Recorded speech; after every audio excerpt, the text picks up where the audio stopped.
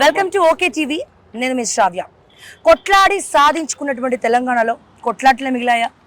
ఈ ప్రభుత్వం వచ్చిన ఆ కొట్లాటల కోసమే ఇంకా కొట్లాడే సాధించుకోవాల్సి వచ్చేటువంటి దుస్థితి పరిస్థితి ఉద్యమకారులకు ఎదురవుతోందా?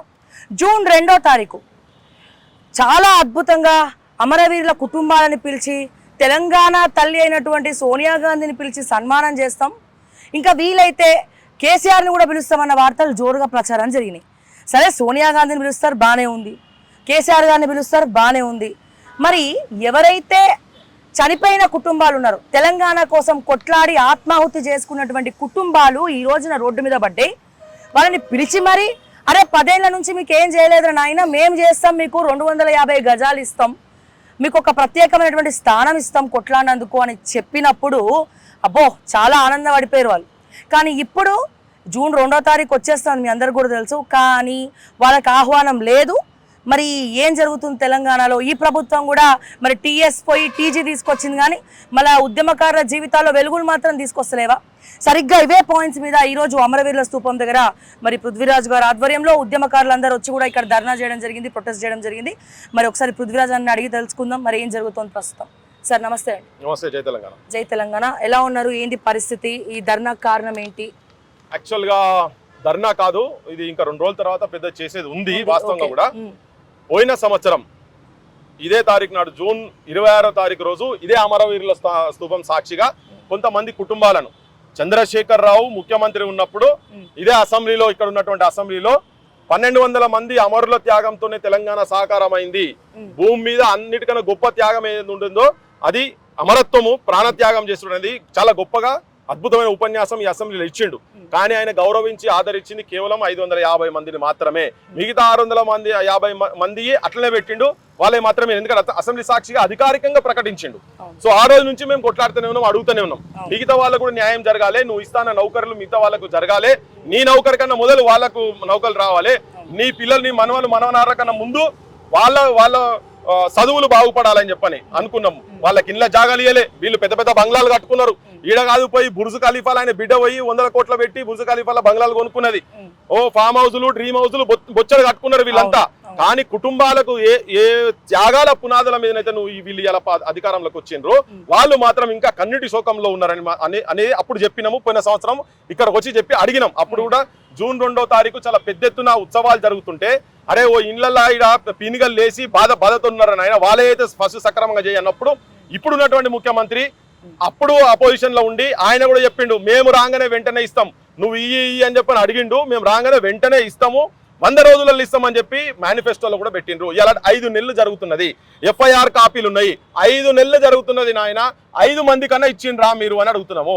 ఇలా వాళ్ళకు పదవులు వచ్చినాయి, వాళ్ళు ఎంపీలుగా పోయిన కార్పొరేషన్ల కాడికెళ్ళి ఇచ్చుకుంటా అందరి పదవులు వచ్చినాయి కదా.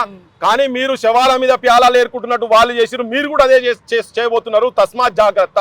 ఈ కుటుంబాలకు వెంటనే మీకన్నా ముందు వాళ్లకు న్యాయం జరిగేటట్టుగా ఇప్పుడు శ్రీనివాసన్ ఒక కుటుంబం రైలు కింద తలకా పెట్టారు. 1-2 ఆడబిడ్డలు నోట్లో బట్ట పెట్టుకొని, ఒకరు సుమన్ ట్రైన్ కి అడ్డం పోయి ఎవరికి ఎట్లా దోస్తట్లా, ఒకరు ట్యాంక్ ఎక్కి ట్యాంక్ మీదకి వెళ్ళి కింద దునికి చచ్చిపోయినరు, కొంతమంది కాళ్ళు ఇరిగినోళ్ళరు. వాళ్లకు ఉద్యోగాలు ఆ కుటుంబాలకు సంబంధించినటువంటి వాళ్లకు మీరు గవర్నమెంట్ చేస్తున్నారు, అవి చేయలేదు.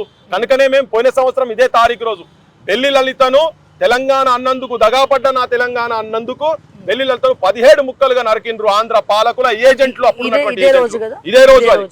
ఇదే రోజు 17 ముక్కలు సో నరికిండ్రు. ఇప్పటికీ తెలంగాణ ఆత్మ శోకిస్తున్నది. కనీసం ఆ కుటుంబాలకే ఏం చేయలేరు, మీరు ఎవరికి ఏం చేస్తారు నాకు అర్థం కాదు.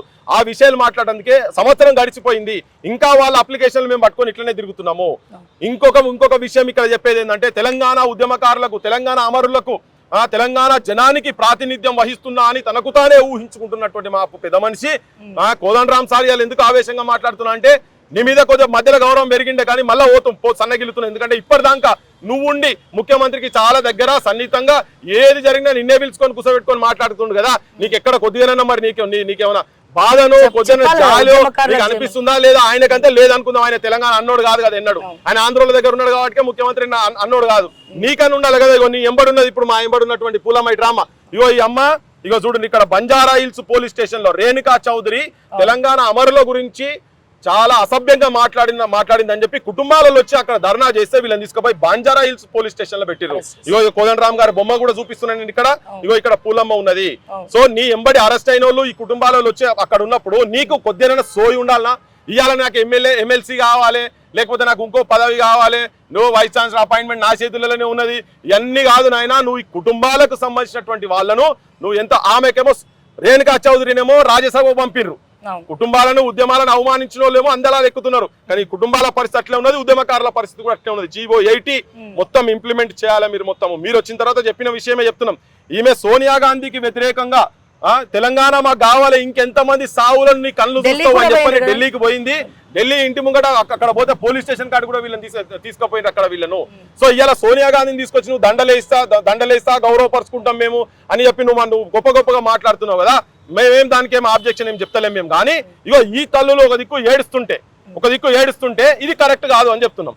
వీళ్ళను నెక్స్ట్ 5 రోజులల్లా నువ్వు ఇమ్మీడియట్ గా ఎంత మంది ఉన్నారు, నువ్వు చెప్పినటువంటి 1200 మంది లెక్క ఏదైతున్నదో ఇప్పుడున్న ముఖ్యమంత్రికి ఇప్పుడున్న మంత్రి మండలికి చెప్తున్నాము, మీరు వెంటనే తీసి ఎక్కడెక్కడ ఉన్నారో వాళ్ళు ఏమేమి ఉన్నారో మీరు ఏమేమి ఇస్తా అన్నారో వాళ్ళందరికీ అవి మొత్తం తూచా తప్పకుండా మాకు అవమానం వస్తుంది అంటే ఉచితంగా విద్య. ఇవాళ మనం ఇక్కడ కూర్చొని ఇంత స్వేచ్ఛగా మాట్లాడుతున్నామంటే ఈ త్యాగాలు చేయబట్టే. ఇవాళ ముఖ్యమంత్రి కావచ్చు, మంత్రులు కావచ్చు, వాళ్ళు కూడా స్వేచ్ఛగా వాళ్ళ పదవులు అనుభవిస్తున్నట్టు. ఎన్నడూ తెలంగాణ అననోళ్ళు కూడా ఇలా మంత్రులు కూర్చొని తెలంగాణ వ్యతిరేకించిన వాళ్ళు, తెలంగాణ మీద లాఠీ దెబ్బలు వేయించిన వాళ్ళు, తెలంగాణ ఉద్యమకారుల మీద కేసులు పెట్టిన వాళ్ళు నిస్సిగ్గుగా మంత్రులుగా ఎమ్మెల్యేలుగా ఇలా అసెంబ్లీలలో కూర్చున్నారు. పార్లమెంట్ కూడా పోయిండ్రు కదా.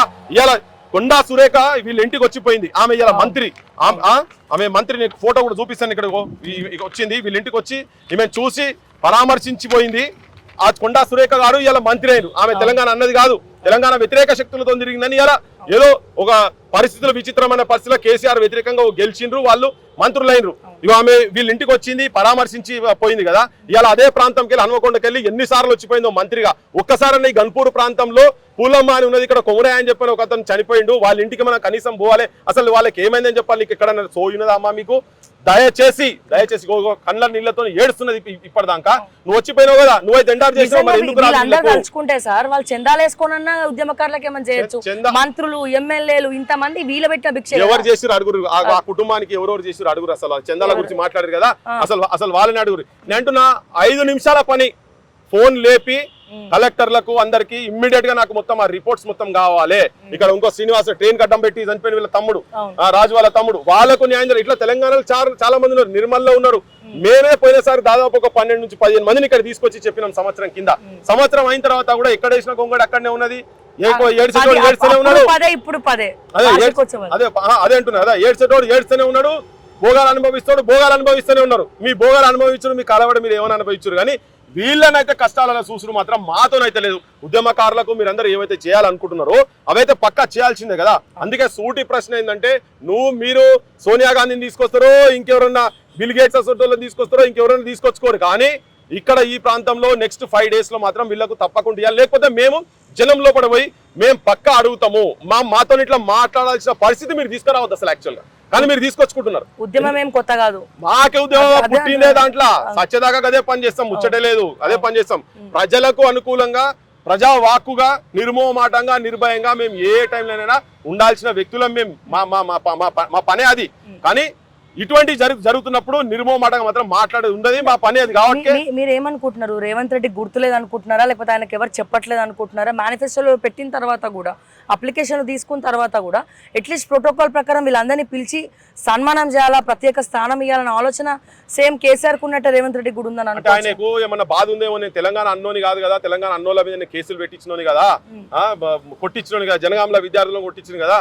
వీళ్ళందరినీ తీసుకొచ్చి ముంగడ పెడితే అరే పొద్దుగాల నన్ను అంటారు కావచ్చు, అరే నువ్వు తెలంగాణ వాది అని చెప్పని అనుకుంటుండు కావచ్చు. నువ్వు కాకపోతే తెలంగాణ కూడా తిరిగిన వాళ్ళు ముంగడ పెట్టి చేయించరు అదే ఆయన వీళ్ళకు. వాళ్ళకి ఆ పనైనా చేయించు. ఎట్లా నువ్వు చేయలే సరే, ఒక అనివార్య పరిస్థితులు నువ్వు అయినా వచ్చి కూర్చుని జనం ఓట్లేసారు వేరే విషయం. కానీ అట్లీస్ట్ వీళ్ళనైతే గౌరవించాలి కదా. వీళ్ళకి రావాల్సింది నువ్వు నీ సన్మానాలు అవసరం లే, ఏం అవసరం లే. 10 ఏళ్ల నుంచి సంవత్సరానికి 365 రోజులు అంటే 3650 రోజులు వీళ్ళు ఏడ్చుకుంటూనే 10 సంవత్సరాలు అంటే కానీ రోజులు కదా. పొద్దు పొడుస్తూనే ఉన్నది, పొద్దు ఊస్తూనే ఉన్నది. తెలంగాణ వచ్చింది, మంత్రులు మారిండ్రు, ఎమ్మెల్యేలు మారిండ్రు, ఎంపీలు మారిండ్రు, ముఖ్యమంత్రులు కూడా మారిండ్రు. కానీ టీజీలు మారంగానే కాదు, టీజీగా మారినప్పుడు మాలాంటి వాళ్ళని సంతోషపడ్డా మేము చెప్పినాం కూడా. చాలా మాకు దగ్గరైనటువంటి అంశం కాబట్టి మాకు అనిపించింది, అప్పుడు అట్లా మాట్లాడినాం. ఇప్పుడు వీళ్ళు ఇట్లా ఉన్నారు కాబట్టి సంవత్సరం తర్వాత ఇంకోటి ఏంటంటే అప్లికేషన్లు ప్రజా దర్బార్గా ఏదైతే నువ్వు రాచరిక వ్యవస్థకు ఒక చిహ్నం అని చెప్పని అన్నావో నువ్వు ప్రగతి భవన్ ను, అక్కడికి వచ్చి అప్లికేషన్స్ ఇస్తే వెంటనే పరిష్కారం అవుతాయి అని చెప్పి వీళ్ళు తిరగని ఆఫీసు లేదు, మొక్కని గుడి లేదు. ప్రతి ఆఫీస్ పోయి నువ్వు కలెక్టర్ దగ్గర పోయి నువ్వు సెక్రటరీ దగ్గర పోయి అందరి దగ్గర పోయి మేము కూడా తిరిగినాం. ఈ ప్రభుత్వం వచ్చినా కూడా చాలా మందితో చెప్పి పంపినాం. కానీ ఏది జరగలే కాబట్టి ఇలా మీడియా పక్షంగా ప్రజలకు తెలియజేస్తందుకు అని చెప్పి మేము పూనుకొని వచ్చినాం. ఏదో రాగానే ఇమీడియట్ గా రాలే. మేము ఐదు నెలల నుంచి ప్రయత్నాలు జరుగుతూనే ఉన్నాయి. ఇలా కోదండరామ్ గారిని కూడా అదే అంటున్నాం. అందుకనే ఈ ఎమ్మెల్సీ కన్నా ఎక్కువ ఉద్యమకారులకు, అమరులకు ఫస్ట్ వాళ్ళకి న్యాయం జరగాలి. ఏ ఒక్కరికి కూడా అన్యాయం జరిగినా కానీ నువ్వు నీ పదవి మాత్రం తీసుకోవద్దు. నువ్వు భీష్మించుకొని కూర్చో, నువ్వు నీకు సహకరిస్తున్నావు కానీ నువ్వు ఉన్నాం మేము, కానీ నువ్వు ఇట్లా కాదని చెప్పి నీ పదవుల వరకే మాత్రం నువ్వు పోతే ఎందుకు కోదండరామ్ అని చెప్పి రిపీటెడ్ గా చెప్తున్నా. అంటే చాలా సన్నిహితంగా తిరుగుతుంది. గోళీల దోస్తా అనేది తెలియదు కానీ చాలా సన్నిహితంగా తిరుగుతుంది. ఏం సలహాలమ్మా? దేనికి సలహాలు? జాబ్ క్యాలెండర్ లేదు ఇప్పటిదాకా. దేని గురించి అయితే వీళ్ళు చచ్చిపోయినారు, క్యాలెండర్ లేవు. మనం చూసినాక మన 2,60,000 ఉద్యోగాలని చెప్పాలి. వీళ్ళకే న్యాయం జరగని దగ్గర అంటే నువ్వు ఒక పెద్ద అంగు ఆర్వాటం సిటీ మొత్తం లైట్లు పెట్టేసేసి పెద్ద ఎత్తున ఇప్పటిదాకా 10 ఏళ్లలో ఎన్నడూ జరగనటువంటి విధంగా అసెంబ్లీలకు పెద్ద సీరియల్ లైట్లు పెట్టి ఫోకస్ లైట్లు పెట్టుకొని గాలి మోటార్ల పైన తిరుగుతుంటే హైదరాబాద్ అంతా లైటింగ్ తో కనిపించడు కాదు. ఆ పరిస్థితి తీసుకొచ్చినటువంటి కుటుంబాల త్యాగాలు ఏవైతున్నాయో వాళ్ళ ఇంట్లో అంధకారం ఉన్నది, వాళ్ళ గుండె ఘోషిస్తున్నది, శోకిస్తున్నది. ఆ కళ్ళ నీళ్ళు ఇప్పటికీ మాట్లాడినా కానీ ఏడుపుతోనే మొదలు పెట్టే కాడికి వస్తున్నది. వాళ్ళని ఆదుకోండి, తెలంగాణ ప్రజలను ఆదుకోండి అని చెప్పదలుచుకున్నాం. ఇది జరగాల్సిన అవసరం ఉన్నది. మళ్ళా చెప్తున్నాం, ఇప్పుడు ఏదైతే సోనియా గాంధీని తీసుకొచ్చి మీరైతే ప్రోగ్రాం పెట్టదలుచుకున్నారో దానికన్నా ముందు మీరు ఇవి మాత్రం చేయండి. లేకపోతే మేము ప్రజల్లోపటికి తీసుకుపోదలుచుకున్నాం. ఈ అంశాలు తీసుకుపోతాం. ప్రజలారా మీరు కూడా గమనించండి. ఇగో పరిస్థితికి ఇది ఉన్నది కాబట్టే మాట్లాడుతున్నాం. అందుకే చెప్తున్న సంవత్సరం తర్వాత మళ్ళీ వచ్చి ఇక్కడ అదే సంవత్సరం తర్వాత ఇదే పని పెట్టుకుంటున్నారు. చూడండి, ఏడవకండి, చెప్పండి. అసలు ఇప్పుడు మీరు రేవంత్ రెడ్డి గారికి ఏం చెప్పదలుచుకున్నారు? రేవంత్ రెడ్డి గారికి ఏంటంటే ఇప్పుడు డిసెంబర్ 2009 నుంచి చనిపోయినప్పటికీ నా భర్త తెలంగాణ కోసం త్యాగం చేసిండు, నా కుటుంబాన్ని రోడ్డు పాలు చేసిండు అనుకుంటే ఇప్పుడు రేవంత్ రెడ్డి ఇప్పటికి కూడా మమ్మల్ని 100 రోజులలో గుర్తిస్తాం అన్నాడు. మరి మా కుటుంబానికి, నా కొడుకు మరి పిల్లలకు ఉద్యోగాలు ఇస్తా అన్నాడు. మరి 250 గజాల జాగా ఇస్తా అన్నాడు, ఇల్లు కట్టిస్తా అన్నాడు, మరి పింఛన్ ఇస్తా అన్నాడు. ఇంతవరకు కూడా ఏం కూడా మా ప్రస్తావన లేదు, మరి మాకు గుర్తించడం లేదు, మా మాటే లేదు అసలుకే. మరి ఇంతవరకు కూడా ఓట్లు, సీట్లు, నోట్లు అని వాళ్ళ ఉద్యమం వాళ్ళకే ఉన్నది.